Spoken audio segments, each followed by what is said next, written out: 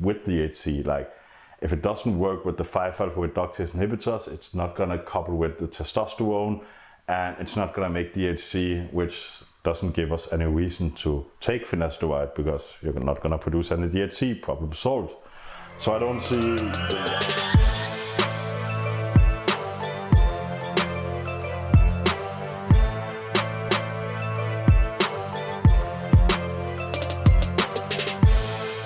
What is up, guys, and welcome back.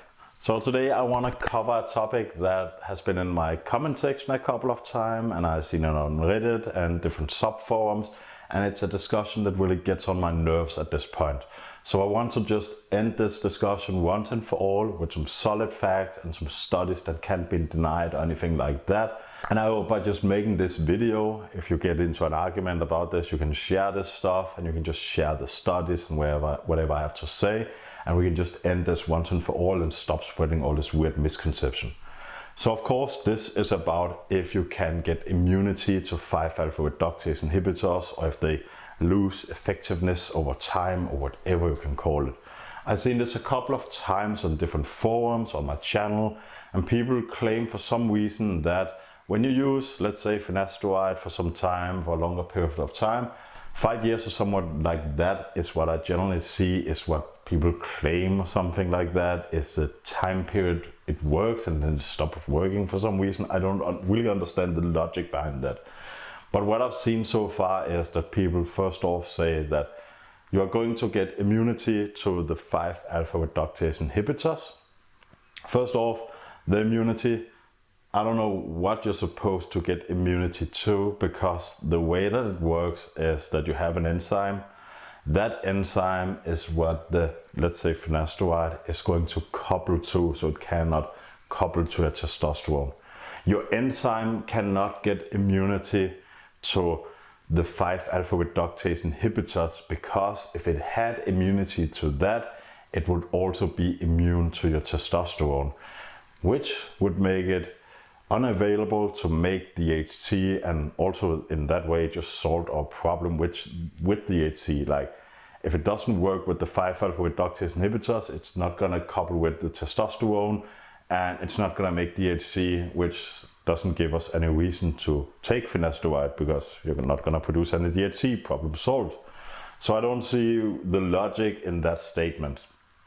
The next thing I see is that people claim that you are going to upregulate how much of the 5-alpha reductase enzyme you're going to produce. Now, there's some evidence behind this statement, but I can't say for sure, and we are going to take a look at a study in a few moments that really explains this to you guys, that the upregulation is so little compared to the effectiveness of dutasteride or finasteride that it really doesn't make any kind of sense to be scared of that. It is just like when people are taking, let's say, testosterone for a long period of time. There's only so much that your body can do to like reverse whatever state it has come to. And let's say when you take testosterone for a long period of time and you stop taking it, you have very low testosterone.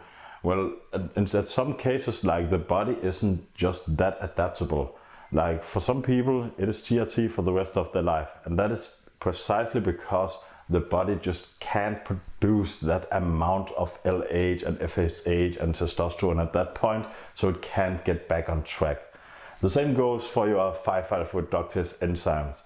It is limited how much the body can produce, and there is actually some studies that suggest that this isn't a factor to be scared of. Which leads me to the last thing that I just want to like debunk on instantly on my channel here. Like, for some reason people have an idea that when you upregulate the receptors from taking testosterone, you have more androgen receptors available. This is true, and if you are taking something like IU-58841, this could be a problem. Like, when you take testosterone, you upregulate receptors, you get more androgen receptors in your body, and if you use an androgen antagonist like IU-58841 with an entirely different form of mechanisms of action, then there is some case for concern if you take a lot of juice. I don't believe it myself, but at least science suggests that there is some evidence behind this, that you are going to create more receptors and it will be harder for your RU58841 to bind to all these said new receptors. So yes, there is some evidence that backs this statement, but we have to look at it in a grander spectrum, like how many receptors can you actually just produce and how many do you actually need to offset the action of RU58841. This is something that we can never know for sure. As I said before several times, it is not ethical to do this kind of studies, hence they will never be done, so we can only speculate.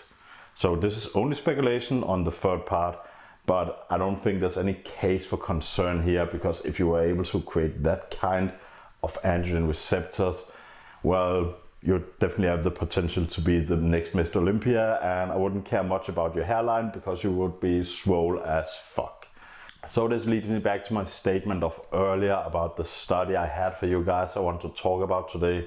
Now this is mainly about when people are saying that finasteride or dutasteride or whatever is going to lose its effectiveness over time. So the best thing I could come up with at this point, and if anyone has something else that claims something different, please send it to me. It would be very interesting to take a look at. But so far, this is what we're going to take a look at today. So in this study from Japan, we had, I think it was 532 participants. They all ranged from a Norwood 1 to a Norwood 5 in the boldness scale. If you don't know about that, just check out on the internet. There's a myriad of explanations on how the Norwood scale works. What I want to show you guys is that this is 500 Japanese men. They all have some kind of male pattern baldness. And what we can see here is that over a 10-year time period, the general statement was actually in 99.1% of all the cases over a 10-year period of time, they progressively had a better hairline, which means that only 0.9% actually had a worsened hairline than when they started the treatment. So just for this part, just bear with me, because I am actually just scooping this out of my mind as we go. I don't have the study with me. I just remember whatever was in the study, and I'm going to show it on the screen here for you guys. But just bear with me if I miss some stuff, because I'm doing this entirely out of memory. So what I wanted to show you guys is this table that I'm going to bring up here. And we can see the different kinds of Norwood scales they were on at this point, and from the first year until the 10th year. And what we actually can see that in most of the cases, the first 1 to 5 years it is where most of the changes is happening. But if we still look from 5 years and until 10th year, we can see that every year they had some kind of progression in the hair growth, meaning that in the end, each year they had a little more hair than when they started. So the way this study was performed and why I hold it in such high regard is, first off, 500 participants is a lot of men. The second thing is that they did a photographic grading of the hair density, which means in the end that they had taken some pictures before and after and under the way, all the way. And of course you can see for each participant if his hair is getting denser or thinner. Same goes for me. Like when I started doing my hair loss journey, you can definitely see that my hair was super thin and it's getting better at this point, and yada yada yada, so on.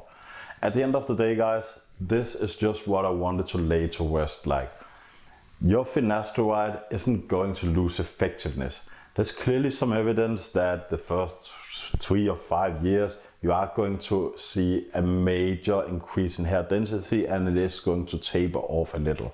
But the same thing goes for if you're doing cardio or weightlifting. Like, the first period is always the best. Like, when you go from doing 0 to doing something, you are going to receive a lot of feedback from your body. And of course, after a while, when you've been doing stuff for a period of time, the return isn't so big. But guys, if you're concerned if your finasteride, dutasteride, whatever is going to lose effectiveness over time, I hope this helps you to lay this great myth to rest for some reason. I don't know where it came from, I don't care.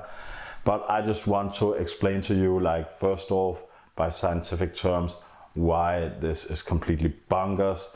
And second, like with the study, I hope this explains to you, like, unless you are that 0.9%, you have zero things to worry about, because your hairline will get better and better each year for at least 10 years on. And if that ain't enough for you guys, I don't know how old you expect to be, but for me, 10 years, that's a long time, man. I started 4 years ago. I have 6 years left of this where positive feedback will come definitely for me. And like at that point, I'm gonna be over 40, man. If I'm gonna lose hair after that, well, to hell with that. Guys, that's all I have for you. Until next time, cheers.